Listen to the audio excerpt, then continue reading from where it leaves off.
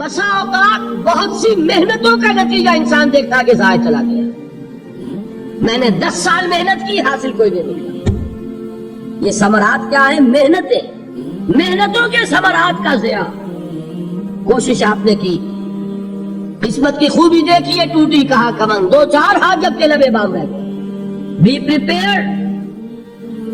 ایک شاعر کے یہ اشعار ہیں، وہ کمیونسٹ تھا، میں نام بھی نہیں لیتا، لیکن یہ کہ یہ اسی انقلابی، چونکہ ان کا بھی ایک انقلابی نظریہ ہے، انقلابی عمل میں یہ سارے مراحل آتے ہیں۔ کوئی سیٹ بیک آیا، فرض کیجئے کوئی ناکامی ہو گئی، تو اپنے ساتھیوں کو دل بندھانے کے لیے یہ فصل امیدوں کی ہمدم اس بار بھی غارت جائے گی، سب محنت صبح و شاموں کی اب کے بھی اکارت جائے گی۔ میرے نبی کے ثمرات کا جو لفظ یہاں آیا ہے، وَنَقْصٍ مِّنَ الْأَمْوَالِ وَالْأَنفُسِ وَالثَّمَرَاتِ، سب محنت صبح و شاموں کی اب کے بھی اکارت جائے گی۔ دھرتی کے کونوں کھدروں میں پھر اپنے لہو کی کھاد بھرو، پھر مٹی سینچو اشکوں سے، پھر اگلی رت کی فکر کرو، پھر اگلی رت کی فکر کرو، جب پھر ایک بار اجڑنا ہے۔ ایک فصل پکی تو بھر پایا، تب تک تو یہی کچھ کرنا ہے۔ ایک مقصد ہے سامنے، انقلاب برپا کرنا ہے۔ ایک کوشش ناکام ہو جائے کوئی پرواہ نہیں، نیکسٹ، پھر تیار رہو ناکامی کے لیے۔ ایسا نہ ہو جو انگریزی میں کہتے ہیں hope for the best but be prepared for the worst. ایسا نہ ہو کہ دوسری مرتبہ ناکام ہو کے بددل ہو جاؤ، تمہاری ہمتیں جواب دے جائیں، نہیں، پہلے سے تیار رہو کہ دوسری مرتبہ بھی ناکامی آئے تو آئے، لیکن جب تک کہ کامیابی حاصل نہیں ہوتی ہمیں یہ کام کیے تھے۔ دیکھیے سیرت میں آیا کہ نہیں یہ واقعہ؟ بدر میں مسلمانوں کو فتح ہوئی تو احد میں زک پہنچی کہ نہیں؟ 70 صحابہ شہید ہوئے کہ نہیں؟ اگر ان کی ہمتیں جواب دے جاتی تو گاڑی کیسے چلتی آگے؟ تو فرمایا وَلَنَبْلُوَنَّكُمْ بِشَيْءٍ مِّنَ الْخَوْفِ وَالْجُوعِ وَنَقْصٍ مِّنَ الْأَمْوَالِ وَالْأَنفُسِ وَالثَّمَرَاتِ، ہم تمہیں لازم آزمائیں گے، خوف کی کیفیت سے، فقر و فاقے کی کیفیت سے، بھوک سے، جان کے نقصان سے، مال کے نقصان سے، محنتوں کے حاصل کے ضائع ہو جانے سے۔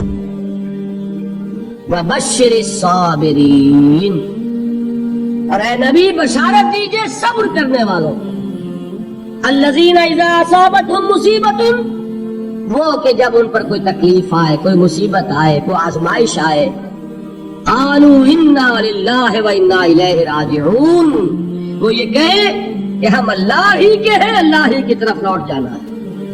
یہ وہی انداز ہے جو میں نے فارسی کا شعر سنایا تھا آپ کو کہ سرے تسلیم خم ہے جو مزاج یار میں آئے۔ وہ ہمارا مولا ہے، ہمارا آقا ہے، اگر اسے یہی منظور ہے تو ہمیں بھی یہی منظور ہے۔ میں نے تسلیم و رضا کی بات کی تھی نا، آپ کو کچھ شعر سنائے تھے، ایک شعر اور سنیے، اور یہ کس کا ہے؟ محمد علی جوہر کا۔ ایک مرتبہ جیل گئے، ان کی ایک بیٹی جوان بیمار ہوئی، فوت ہو گئی، باہر چھوڑا انگریز نے، جاؤ بھائی دفن کر دو بیٹی کو۔ دوسری مرتبہ جیل گئے، دوسری جوان بیٹی اسی مرض میں مبتلا ہوئی۔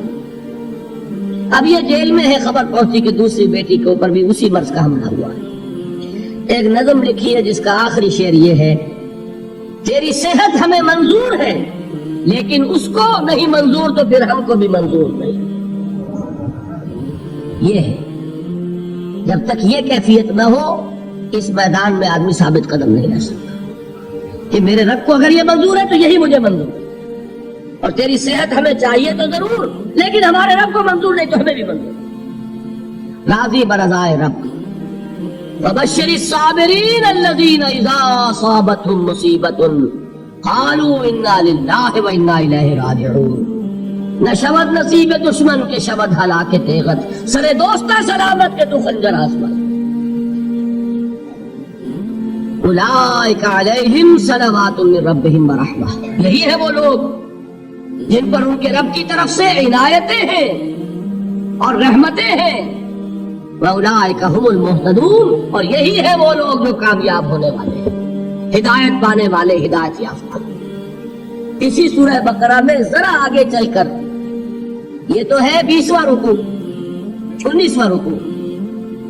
21ویں رکوع کی پہلی آیت ہے لیس البر ان تولوا وجوهکم قبل المشرق والمغرب ولكن البر من آمن بالله واليوم الآخر والملائكة والكتاب والنبيين وآتى المال على حبه ذوي القربى واليتامى والمساكين وابن السبيل والسائلين وفي الرقاب وأقام الصلاة وآتى الزكاة والموفون بعهدهم إذا عاهدوا والصابرين في البأساء والضراء وحين البأس.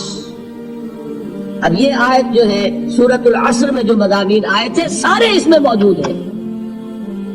وہاں ایمان کا لفظ آیا, یہاں 5 ایمانیات کی تفصیل آ گئی, اعمال کی تفصیل آئی, اور آخری بات وہاں کیا ہے وتواصوا بالصبر, اور یہاں کیا ہے والصابرین فی البأساء والضراء وحین البأس. اور صبر کرنے والے, اصل نیکی ان کی ہے جو صبر کریں. کس میں؟ جنگ کے وقت.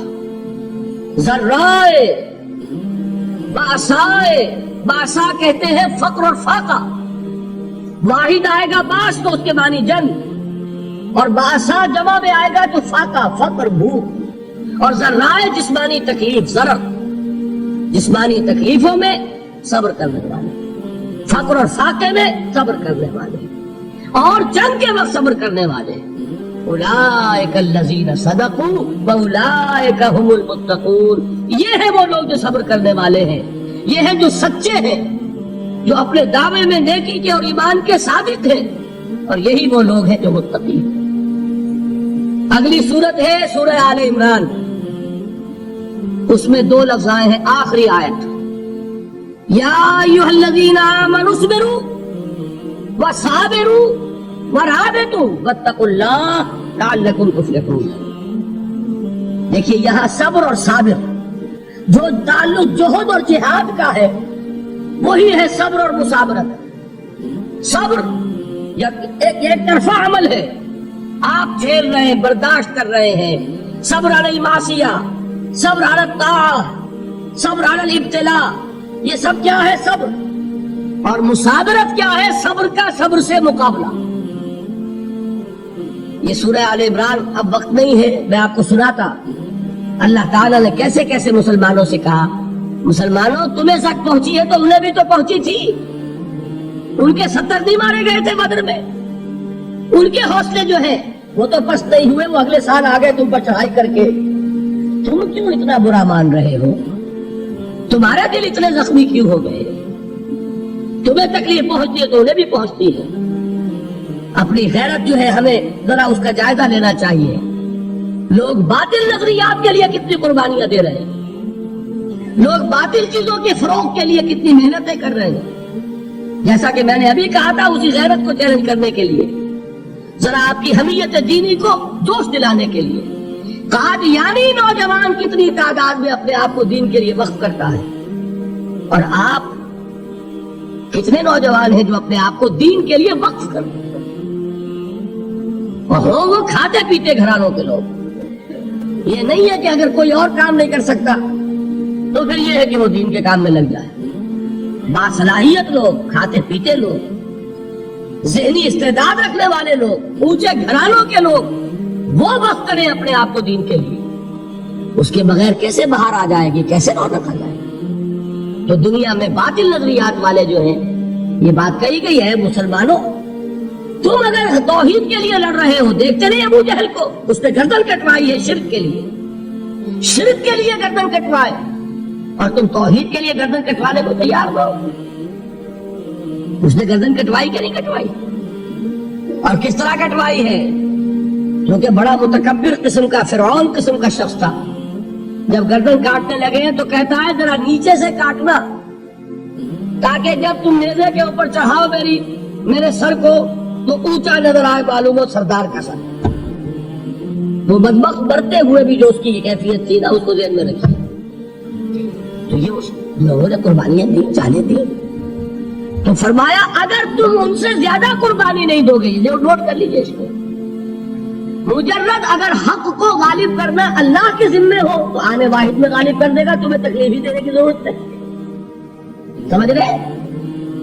کیا اللہ کے مقابلے میں کوئی باطل کی طاقت ٹھہر سکتی ہے؟ یہ تمہارے ایمان کا امتحان ہے، یہ تمہارے خلوص کی آزمائش ہے، یہ تمہارے امتحان کا ثبوت درکار ہے کہ اللہ تعالیٰ دیکھنا چاہتا ہے تم اس کے لیے اپنی جانیں قربان کرنے کو تیار ہو کہ نہیں، تم اس کے لیے تلمن دن لگانے کو تیار ہو کہ نہیں۔ اور یہ جان لو کہ اگر کفار اور مشرکین اور ملحدین اور باطل نظریات والے وہ جو کچھ قربانیاں اپنے باطل نظریات کے لیے دے رہے ہیں ان سے زیادہ اگر تم نہیں دو گے تو حق غالب نہیں ہوگا۔ انہوں نے جو صبر کیا ہے اپنے باطل نظریات پر، اگر تم اس سے زیادہ صبر کا ثبوت نہیں دو گے اپنے اس حق پر تو حق غالب نہیں ہوگا۔ اس لیے فرمایا یا ایھا الذین آمنوا اصبروا وصابروا، نہ صرف یہ کہ صبر کرو بلکہ صبر میں اپنے دشمنوں سے آگے نکلو، ان کے صبر سے بڑھ کر صبر کرو۔ ورابطوا، مرابطہ کہتے ہیں چوکس رہنا، ہوشیار، پہرا دو، ایسا نہ ہو کہ دشمن جو ہے غفلت میں تمہارے اوپر کوئی حملہ جو ہے کر بیٹھے۔ واتقوا اللہ، اور اللہ کا تقوی اختیار کرو، لعلکم تفلحون، تاکہ تم فلاح پاؤ۔